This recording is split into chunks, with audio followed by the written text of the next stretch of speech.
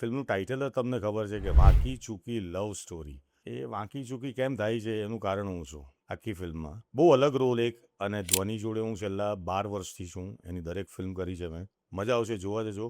મારી કેરિયરની કદાચ એમ કહી શકાય કે બહુ જ મોટી ફિલ્મ. તો આવા નીતિન ભાનુશાલી જેવા પ્રોડ્યુસર બધાને મળે. કે ધ્વનીએ જેટલી પણ ફિલ્મ કરી છે એમાં આ એની one of the best film. એનું સબળ પાસું એક તો direction, script of course, Prem Gadhvi અને એની આખી ટીમ, પણ બધા સિનિયર એક્ટર્સ હતા.